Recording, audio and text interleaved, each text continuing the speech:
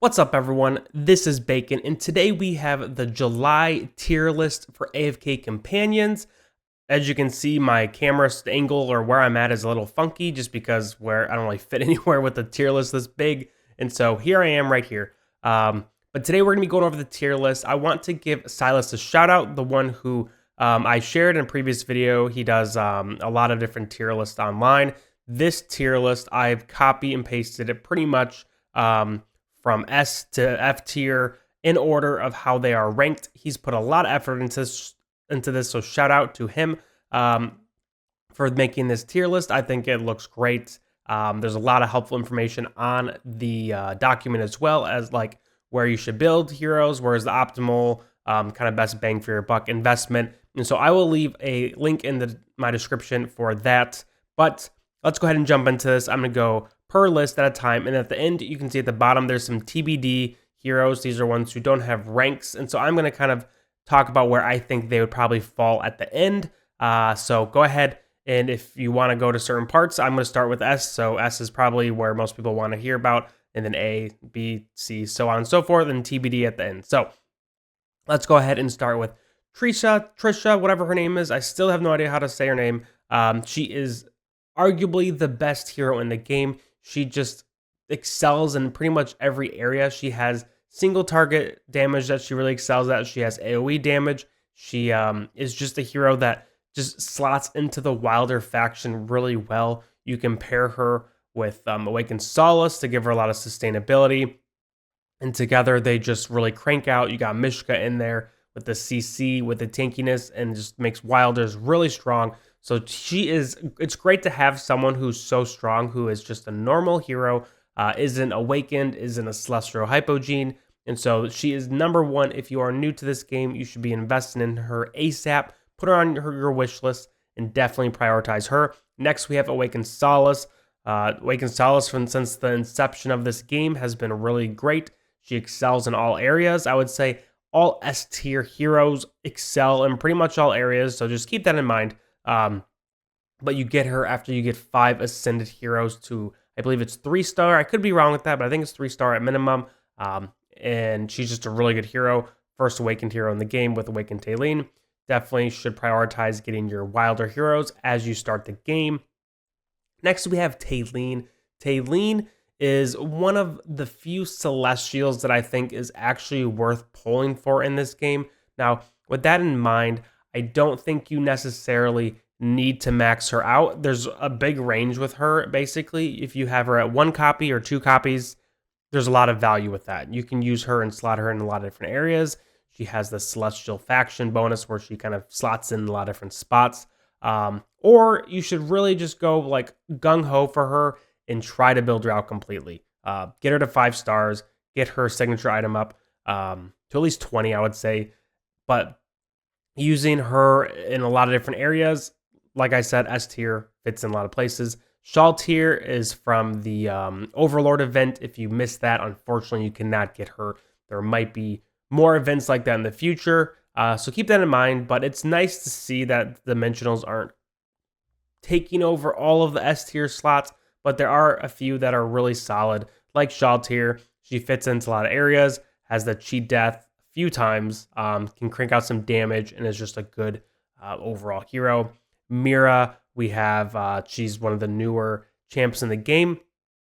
New completely to the AFK arena world, which is fun to see. She is one of the few Graveborns that's really high up in here. Graveborns are not a great faction overall, but she does excel in a lot of areas, like I mentioned. Mishka, kind of touched on her before. Tanky, has some CC, should definitely prioritize her early on. And then we have Marcel, also from a Dimensional collab event, no longer available, unfortunately. But one of my favorite heroes in the game. I think she just cranks out the damage, has that cheat death at the max level for a hero on your team, and is just a fun hero. I like her concepts. I like what she does. She's just a cool hero. And then we have Leica, the last one in S tier. She is a wilder, as you can see, and she gives a lot of kind of passive bonuses, has some CC, and does a little bit of damage too. Not like a heavy damage dealer, but definitely a solid hero. Now, we're going to go into A tier. A tier overall is going to be very strong in almost every part of the game, if not every part of the game. So keep that in mind. But A tier heroes are heroes that are just quite not to the level of S tier, maybe not broken like S tier, but if you were to build them out, totally like makes sense. Nothing wrong with doing that. And you probably should build out a lot of these heroes. Now, Gwyneth. Gwyneth is arguably the best light bearer in the game. You can see there's not a single light bearer in the S tier, but she is right at top of the A tier, borderline S.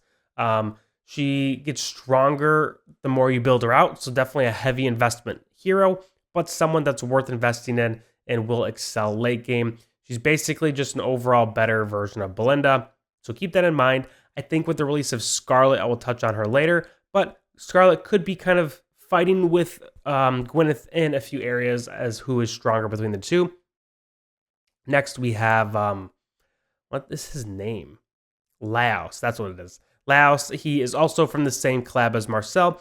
He is a interesting hero. Marcel and Laos kind of work together. They have some kind of buffs they give each other, and so if you have one, it's good to have the other, even if he's not fully built out. I think you can use him around where he gets his signature item, and then you can build the signature item and find some viability there. Obviously, it's nice to have him built out more, but unlike Marcel, who really requires being built out pretty far, you can get some value with him as a tanky buffer CC type guy. Next, we have Ainz. He was another one from the Overlord event. He is just kind of a damage dealer, all around good hero, has a little bit of sustainability as far as not dying, but good dimensional hero.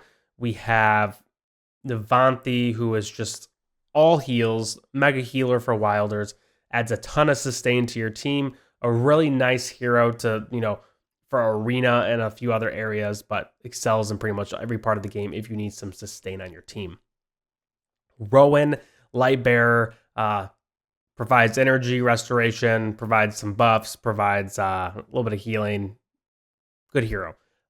Rosaline, one of my favorite heroes in the game. She basically helps units that are dependent on using their ultimates frequently. You pair her with them, and they will just pop off that ultimate over and over again.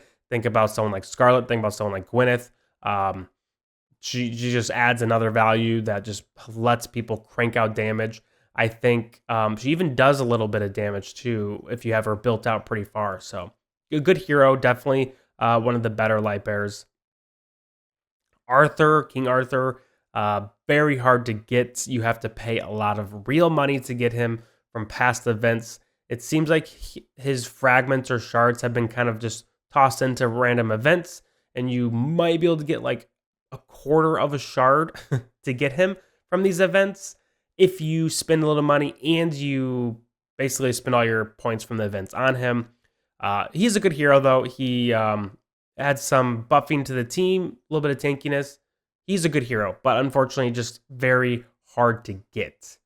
Albedo is a dimensional buffer. She has, if you get her signature item built up, she adds a lot of buffing, natural buffing to the team, some sustainability, a little bit of tankiness. So good hero to pair with heroes like Ainz, Shaltir, Marcel, Laos. I mean, you put all of those heroes together and you got a really solid team of dimensional heroes. If you have been playing from the beginning, you have all of them. We have our next Awakened hero, our new one, Awakened Brutus. Awakened Brutus is an interesting hero because he is really good with faction towers, campaigns, Forked Faith, those parts of the game, but doesn't have quite as much value with, I would say, things like Guild Hunt. His Guild Hunt is really good. Like, he's still, if you have him over like normal Brutus and you're thinking of putting him, like obviously put him in. And you also have his passive, like his Awakened passive or whatever you call it, that adds a lot of value to the team. Also, keep in mind, his tiering hasn't been totally like fixed out yet. He's actually missing a value for one of the, what is it? Abyssal Expeditions. So he'll actually kind of probably pop up to S tier is my guess. So I think he'll probably be somewhere in the S tiers. I think he'll probably be in the middle somewhere at the end of the day because he doesn't have fully S tier capabilities in some areas, but he is Awakened hero, a great hero. Definitely someone you should aim for once you get Awakened Solace, in my opinion. Touchdown Belinda, decent light bearer, does some damage, not as good as Gwyneth. Mortis is a good buffer hero. You don't need to build him out much to get a lot of value, but if you do build him out, you just increase that value that you get from him. One of the few hypogenes that I think is worth prioritizing in the early game. The twins are another one copy wonder heroes. Really good with Guild Boss, Dream Realm, stuff like that. Awakened Taylene, I don't need to say much here. Really good hero, but really hard to get. You need 5 celestial heroes that are ascended 3 stars, so hard to get. Sanja is really good, especially in the early game. I think she's a light bearer that's definitely worth focusing on and putting on your wish list, and can really help you push your campaign and other towers pretty far. What is her name? Mahira. Good at one copy, really strong later if you can build her out. She has a charm, which is really nice, has some damage output too, and just a cool like design hero, in my opinion. Next, we have Audrey. Audrey is a celestial hero. You can get a copy of him early on once you play Companions. Pretty good with one copy early on. Late game, if you have one copy, not as valuable. You'll want to build him out if you want to use him late game, but early on can be a solid hero in pretty much every area of the game. Silas is a Graveborn healer. Graveborns don't really have any solid healers except from him, so he has a lot of healing, has a lot of buffing. Really good hero for Graveborn faction. Crassio is a hero where requires some investment, but if you invest in him, he can really crank out a ton of damage. He's an interesting hero. I didn't expect him to be as good as he is, but if you build him out, really does a lot of damage in a lot of areas of the game. Damon is someone, if you played Classic, was super strong early on, but we haven't really seen as much carry potential in Companions as in Classic, but still a good Graveborn hero. Does require a little bit of building out to get some value. I would say getting her in the middle, like 3 stars, 20 signature items to really get some good value from him. Shamira, good Graveborn hero. Build her out, and she can carry you early game. But doesn't really require to be built out, but the later you go, the more you need to build her out to actually find some value from her. Next, we have Salaki from the Mauler faction. Good support hero. Has some value just from like one copy, but definitely would want to build him out if you want to use him later in the game. We have Flora. Flora is an interesting hero who can be really good with kind of 5 comp teams. So think about campaign, towers. I think if there's a celestial tower, will be good there. But kind of falls off in other areas of the game. Provides a lot of like sustain-ish abilities. Kind of flies above, hard to kill. Yeah. Next we got Chicken Man, aka Scryath. Scryath is a hero that once you get him to A1, you find a lot of value from him. You can use him without getting to Ascended 1, but I think definitely is worth building out in the Mauler faction, especially for your tower. If we look up at the Maulers above, you got Crassio, Salaki, Awaken Brutus. And that's it. So definitely someone you should focus on if you want to go for Awaken Brutus and push your Mauler campaign. We have Athalia. Athalia is a hero that, if you build her out, can be really valuable, but Celestial makes it just hard to really make it worth building her out, especially because, I don't know, it just, with Celestials, it's just not worth using them on anyone at this point, except maybe Taylene. Next, we're going to the B tier. These are heroes that maybe are like S tier in 1 or 2 areas, but then kind of fall off in other areas, or they're just kind of like B across the board, just very average. So if you have them, they're not terrible heroes, but definitely not like huge priority, unless you want to use them for specific things to really excel at. So first got Screg. Screg is a hero that I think is worth getting for maybe campaign. If you're, have like 4 teams, you're kind of later game in campaign, good for Mauler faction. Like I said, there's not a lot of great Maulers, so he fits right in there. Same with Numusu. He also just good for campaign, Mauler faction. A lot of sustain. He has a lot of sustain to his team. But we're not going to skip Rain. We got Rain here. Rain is really good in Dream Realms and Guild Boss. That is pretty much the main areas. You could probably slot her into Lightbearer Tower, but I think there are better Lightbearers, so not really worth kind of doing it just for that. Then we have Thane. Thane is the Guild Boss Slayer. He cranks out so much damage in Guild Boss. He does require some investment to get there. You want to max out his stars, and you need to kind of get his signature items up to get that value. I think if you just have him at 0 signature item and you get him to 30, you can like double or triple his output. I mean, he does billions of damage. It's crazy. Gretzel is a high investment hero for the Graveborn faction. He is a tanky guy, so it's nice to have that for the Graveborns. But if you really want to get some actual like usage out of him, you do have to invest a good amount into him. Next, we have Hodgkin. Hodgkin is a interesting hero. He has some value in, I would say, the Graveborn Tower, maybe campaign later game, but just kind of not worth prioritizing early on, but maybe mid to late game. Tassie, decent campaign faction tower hero. That is about it. Next, we're going to the C tier. C tier is someone similar to B tier, but just worse. Maybe they have a niche. Maybe they're one copy wonder, but overall, just probably not investing unless you're desperate in late game. First, let's go with Orthros. Orthros is the most annoying person to go against in campaign and towers. He is a Celestial, so he does require a lot of investment, and I think he's just not worth it.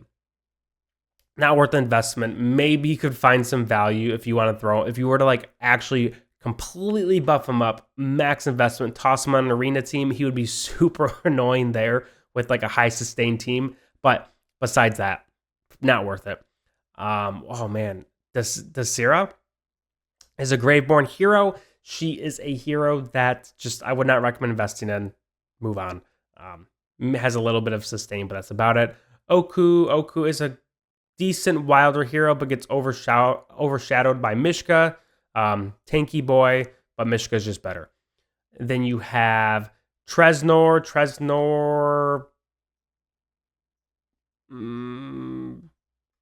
maybe campaign later game, towers, maybe. Not worth it, in my opinion. Raku, I think, is one of the few C tiers that might be worth investing in if you have these other Maulers above him already built out. Unfortunately, I thought he was going to be really solid. He ended up being pretty disappointing when he kind of got built out more. I built him out. I went all gung-ho for him, and now I'm kind of regretting it because he just doesn't have a ton of value except for Mauler Tower for me. Next, we have Aaron. Aaron is a wilder hero, has like his 5-pull compy stuff, but just we're not seeing that as having much value in companions, unfortunately. Moro, don't really need him for anything. Brutus, 1 copy wonder. You can use him early on, just 1 copy.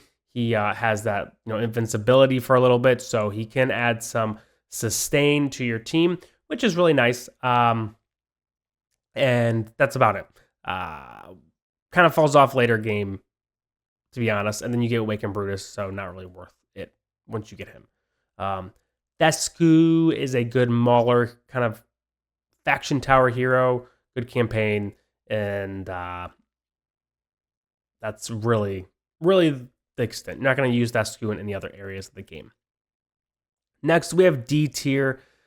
D tier, I'm tempted to just kind of skip through and only point out the ones that I think are worth mentioning, but I'm just going to go really fast through them instead. So I'm going to go through all of them, but I'm going to go really fast. Pharrell, not worth building. Really disappointing. Thought they'd be good early on. Could be used in Faction Tower if you need it. Nara's a weird one because she finds herself in D tier because outside of what she does, she has really no value at all.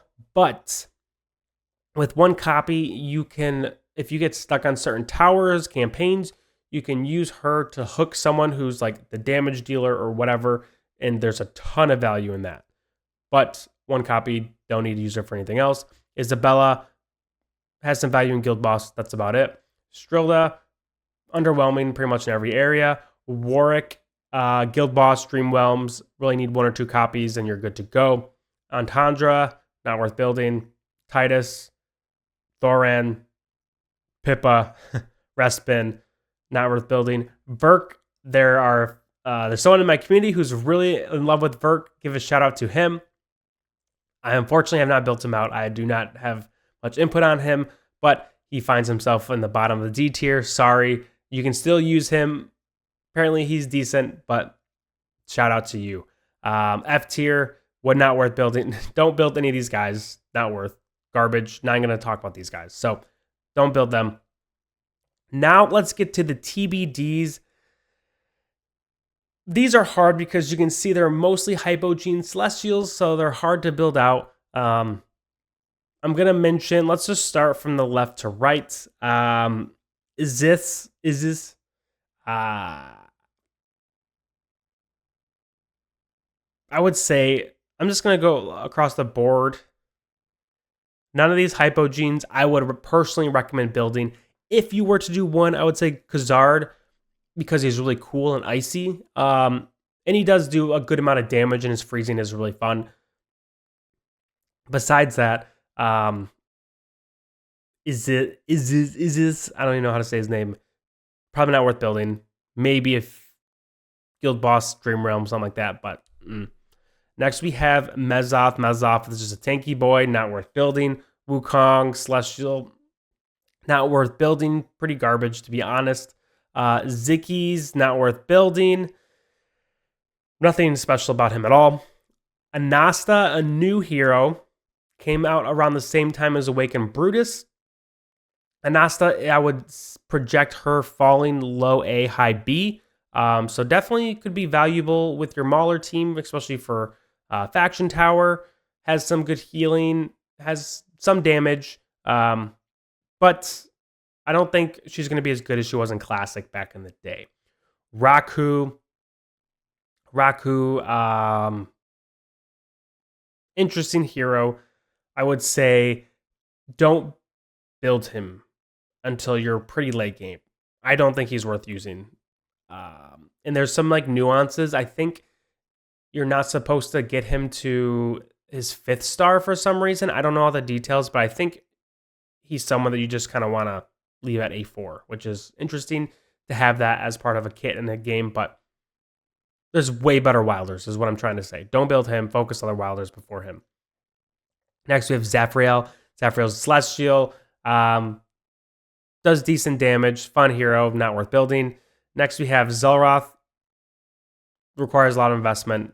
Not worth building. Lucretia was someone I wanted to be really good, really bad, but she's just kind of finding herself in the middle of the pack. Nothing too crazy. She was busted in Classic, but just not the same hero in this game.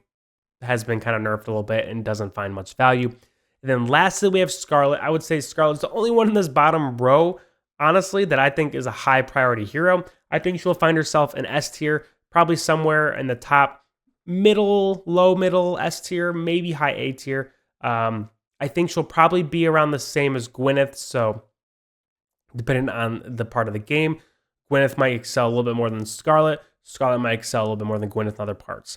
Scarlet is really good at Guild Boss, campaigns, towers. She's going to do really well at. Good hero all around. Definitely worth investing. I would wait until you can add her to her wish list and just get her from there. I would not use your Destiny Summons on her. Whew, that's a lot. Okay, that is my tier list, though. That is the July tier list. Again, shout out to Silas for this tier list. Great content on the link. I'll add it to the description of the video so you can check it out. If this is helpful, if you like this content, make sure you like and subscribe. We are getting closer and closer to 900 subscribers. At 1,000, I want to release a Discord server for people who want to join. So I guess that's motivation to subscribe if that's something that's interesting to you. I have been slowly working on the server, but it's going to take some time. But at 1,000, I want to have it ready to go. And so that is kind of my next big content creation thing that I'm going to focus on. But thank you guys for watching. Hopefully this is helpful for your AFK Companions journey. And if you have any comments or questions below, make sure to leave them in the chat. And as always, have a great rest of your day. Peace.